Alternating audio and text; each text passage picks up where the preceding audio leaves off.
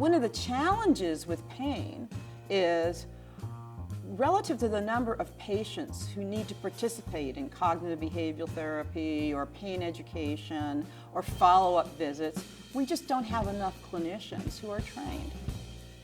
So initially the thought of a group would be that we can make better use of our scarce resources as we continue to create more people with interest in pain. But what we found as we utilized this as a necessary resource because of scarce subject matter experts, we found that the groups took on a life of their own in a very positive way. So now we have the ability to do a pain school where we are able to educate patients and their family members about all aspects of pain in a group setting. And patients can learn from one another. And in Indiana, they've even expanded to a virtual setting where people from all over the country can dial in groups to this one setting with tremendous response. I come from an addiction background in terms of my training as well as internal medicine. So we're talking here about the power of groups, and in the field of addiction, groups have frequently been used as a way to educate patients and to create patient interaction. It's not been done a lot up until recently in the pain model. But we find that frequently with other patients in the room, many patients are able to learn together and also learn from one another. In addition, opioid safety is very important, and we run an opioid safety class in which we not only educate patients but family members. And we find that patients who have started to embark on a more active treatment of their pain, they're more participatory in physical therapy, they are more active in terms of getting back to their lives, frequently can reinforce a lot of the things that we're trying to talk about in a way that we'd never be able to do in a single face-to-face one-on-one visit.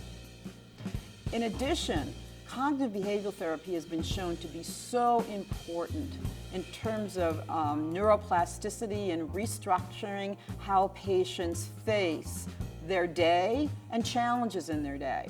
But the number of people trained in that relative to the numbers of need is so huge. So we started to do group cognitive behavioral therapy classes, and likewise we find that the benefit, both in terms of being able to hit a large number of patients, is there, but also the benefit of patients learning from one another and the ability for someone to teach someone else something that they have learned is really helpful, not only for the patient that's doing the sharing and the teaching, but the patient that they teach as well. So it started as a matter of necessity, but has really turned into something that frequently works better than those one-on-one discussions. We also have the ability for a shared medical appointment that also enables patients to come in for follow-up and share some of the challenges of getting through the week that can be moderated by someone with expertise in the area of pain, but also there can be a shared experience from the patients that can be incredibly beneficial.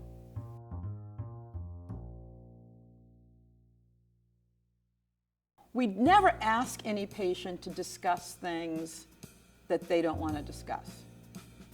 But what happens, I think, and I've seen this as a clinician, when you have somebody who's had chronic pain and they start to have small successes, the ability to share those successes becomes therapeutic in and of itself.